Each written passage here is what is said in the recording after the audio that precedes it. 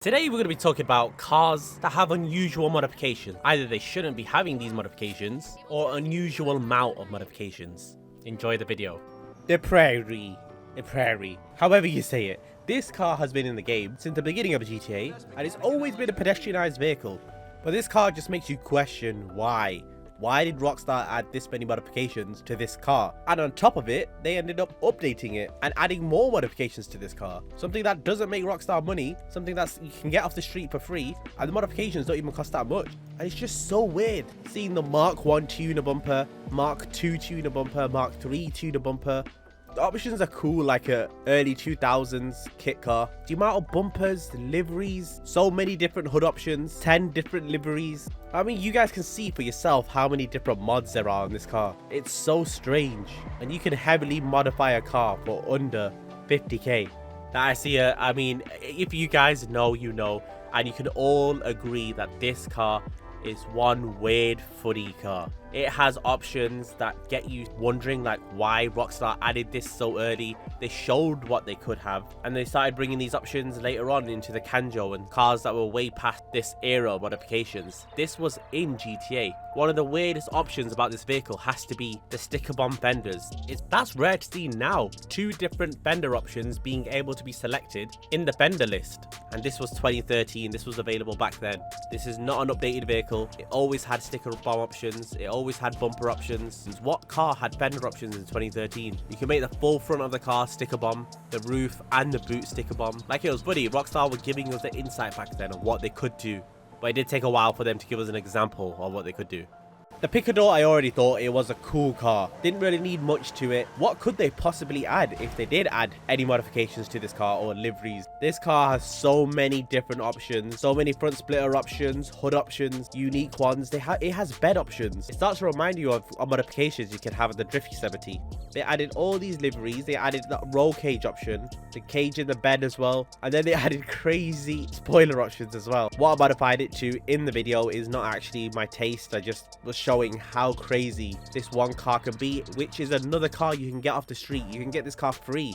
It's cool, it's just about wheelies with all engine modifications. It's free, rear wheel bias, it's all wheel drive, which is shocking to a lot of people, but it's rear wheel bias. And it's a cool car without these modifications, but these modifications are there for some reason.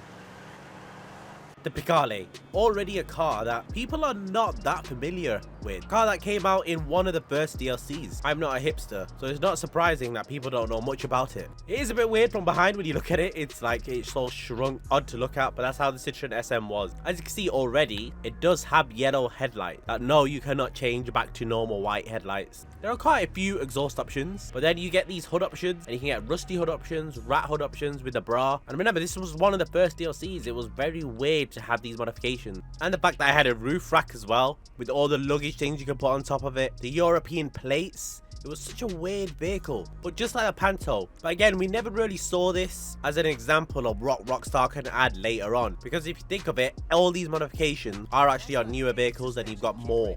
So cars like this like revolutionized modifications in GTA. And weirdly, it did cost 400k as well. So you think of this car and you're like, why does it cost 400k? So a lot of people never bought it and never discovered these weird modifications as well. Now this is a strange one. Hell of the Stratum. You're probably thinking if you drove this vehicle, you know it doesn't have any modifications. You can't actually modify this car. You can't put front bumper options. You can't put no options on this car. So why is it on this list? Well, the shocking thing about this car is the fact you can get this car with other modifications, but you have to find the vehicle with other modifications. You have to go out there and do the painstaking effort of finding a Stratum. And I'm sure there's 20 different variations. You can have one with the spoiler, one without a spoiler, sunroof, no sunroof, front splitter, no front splitter, roof rails, no roof rails. There's so many options, and if you want a car with all of these options, it's super rare. You might as well just find someone that has that vehicle and you can buy it off them in LS car meet, like me for example, and you can just go into our Discord and find someone that has the Stratum with all optional extras on it. But that's the weird thing about this car. Can't modify it to this. You have to find it like that.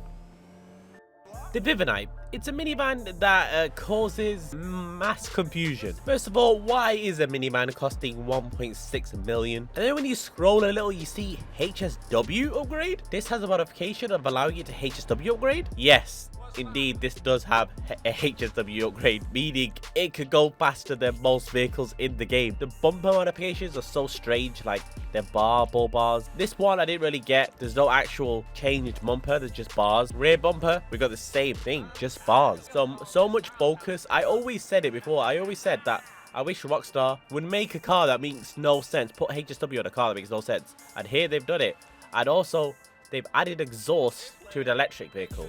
Yes, there's no option to have no exhaust. So I go for the smallest option, which is stock one. You can change the grille, which is great. And you've got the HSW carbon fiber or forged carbon fiber scoop hood option, bonnet options. And you've got so many options, which doesn't make sense. 21 different options or 20 different options, but have no options for bumpers and only the HSW liveries. This is a mass of confusion on this one vehicle. Like, they went through the effort of making the mode category, so there's something that replaces turbo on an electric car, and all the roof options but no bumper options, 16 different skirt options, 13 different spoiler options. It's crazy. But the craziest thing about this car is the speed of it. Of course, it's a HSW vehicle. Seeing a minivan do this speed, it wows everyone. And yeah, like, but how can you not be impressed with this? A minivan that can go faster than a Tempesta. The Asbo, a car we never thought would be released to GTA. A Corsa, which is more in the European markets, and it's known as a famous low-end budget car. It's so unexpected. The Cheburek is a car that's known in Russia and some European countries. It's known as a car that gets cheaply modified with the carbon modifications, so that's not that shocking. But the Corsa, the Asbo in GTA, it's got so many funny, again, early 2000s modifications, so many of them. It literally has the amount of modifications a Benny's car would have. It's like, why have Rockstar gone through so much detail with this one car? It does give you a clue when it's 400 non-trade price and 300k trade price that this car has got to be something special. And when you go through these modifications, you just think, why? Why did Rockstar go through this much for an Asbo, for a Corsa? The Panto.